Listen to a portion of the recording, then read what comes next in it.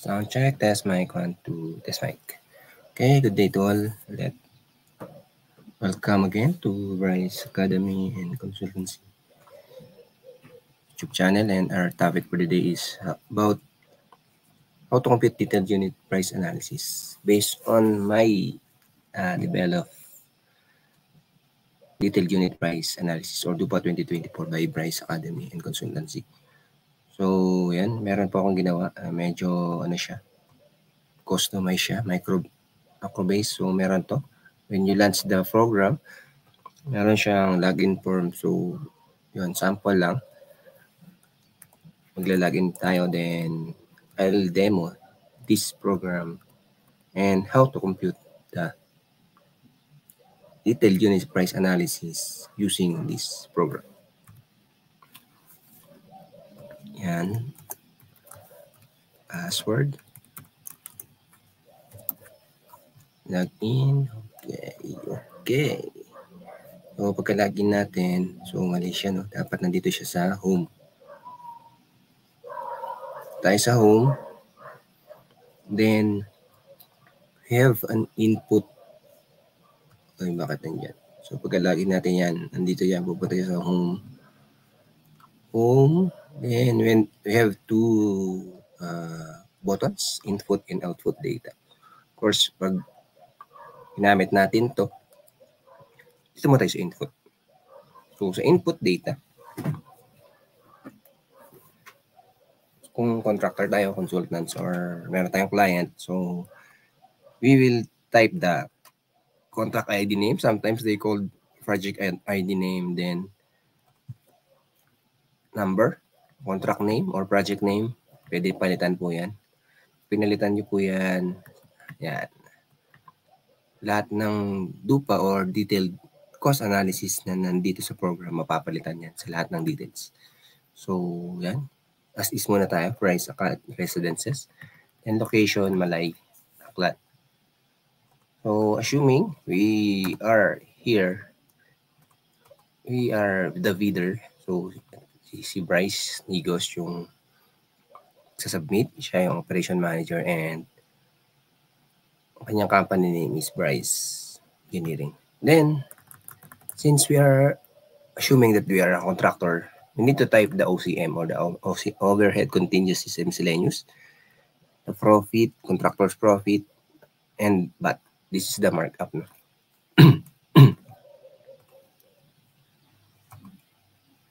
So, yan.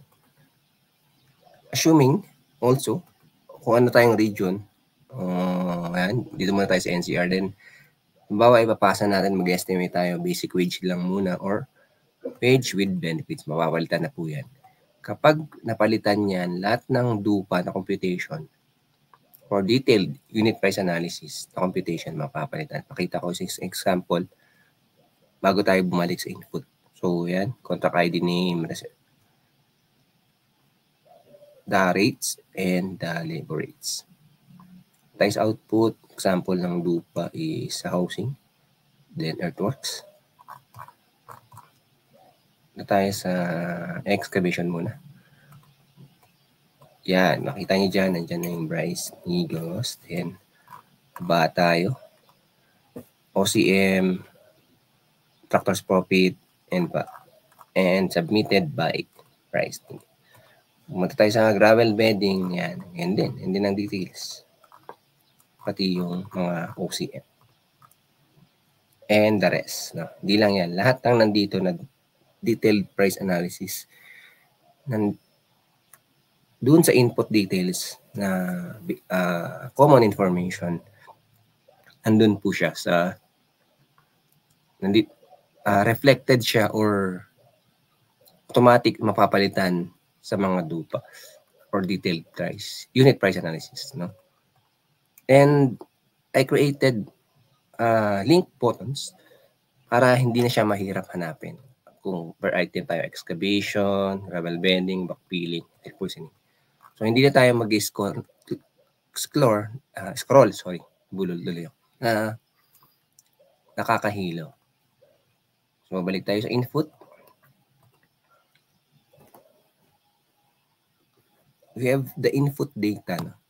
Siyempre, bago tayo gumawa ng quantity take-off, we need to DUFA pala, sorry, ng detailed price, unit price analysis. We need to take off the quantities. So, for example, dun tayo sa excavation. Excavation, housing units.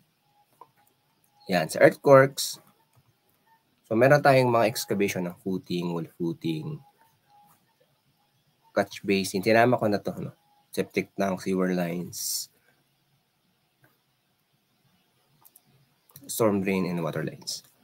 So, lahat yan. Kapag nag-input tayo, example, 50 units yan. Ito, 50 units siya, 50. Then, 9 footings, 0.8 yung length, 0.8, tapos yung thickness, 0.3.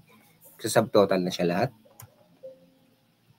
Oh, hindi nga pala natin mapapakilaman yan kasi nakakonform na siya. So, dito lang tayo makakapag-input. Ito, ano na yan, protected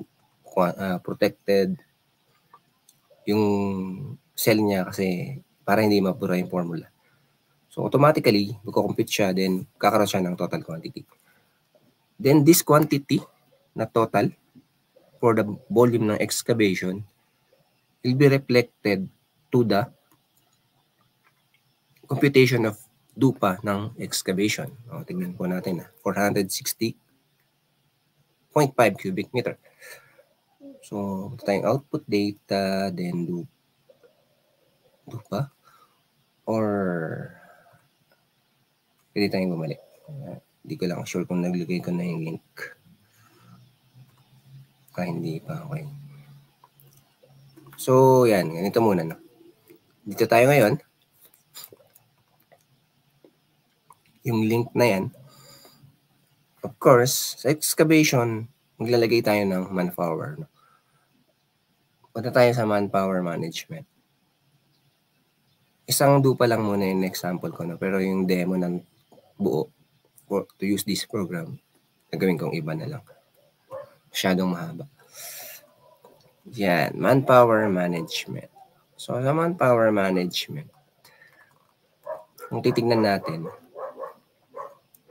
nandito na lahat ng items of work na in-input natin dun sa so ibahin natin pala yung term. Manpower management, for example, excavation, lagay tayo ng isang foreman, 10 laborer. So dito, kung ano yung ilalagay natin dito sa manpower ng items of work, automatically pupunta siya sa DUPA. So, for example, 10 laborer, bawasan natin 8. So, automatically, makakompute yung total manpower, then duration. Siyempre, kung gusto nating mapabilis yung trabaho, taladagan natin siya ng manpower. Basta lahat po yan, pupunta sa DUPA. Okay, so, since na ilagay na natin yung manpower and equipment,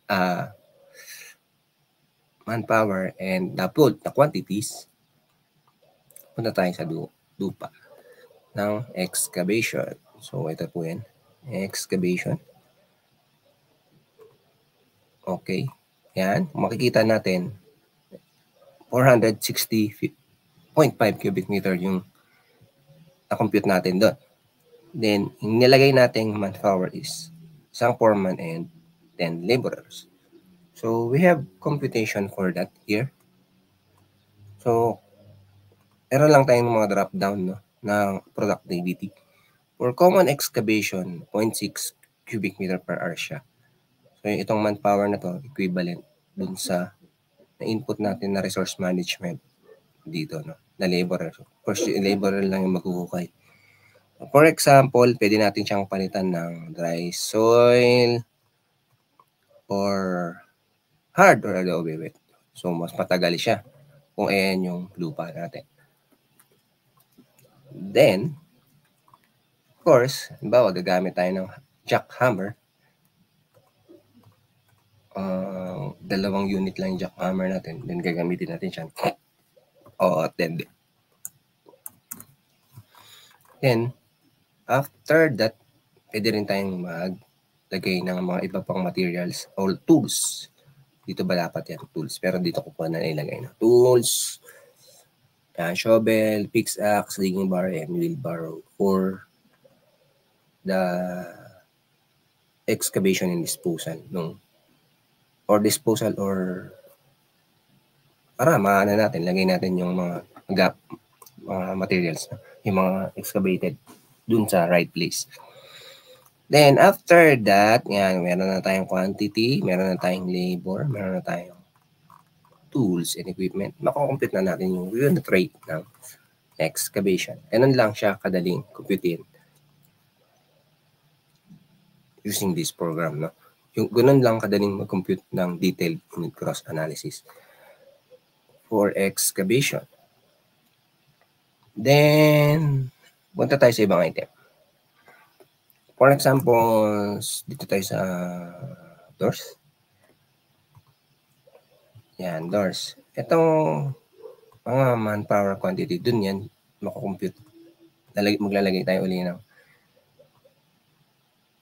manpower, then isang electric drill na tools, then mga materials. Then makakompute na po yan. So dito, sa ginagamit kong program, hindi na tayo mahihirapang maghanap or mag-input ng materials. May mga pre-encoded materials and tools na dito and with rate. So yan, mamimili tayo. Based lang to sa project na ginamit ko. Pero pwede natin itong dagdagan. So, ayun yan. Pag nailagay na natin yan lahat, meron na tayong mga computation na ganun lang siya kadali. So, pinadali ko siya. And I will make another video how to use this DUPA prepared or developed by Bryce Academy and Consultants. Thank you very much. And have a nice day. Sana may natutunan po kayo. Please don't forget to subscribe to this channel, Bryce Academy and Consultancy, for more engineering software tutorials, engineering topics, and sometimes, meron din, karamihan, nung nag-umpisa ako ng board exam review, master plumber, meron tayong tutuloy ko yung environmental planner and yun for material engineer naman, no exam. Thank you very much and have a nice day. Sana po may natutunan kayo. Or questions, inquiries, questions, you can comment in this video or sa mga videos na mapapanood nyo. And I will put some contact information and links in this video. Thank you very much and have a nice day.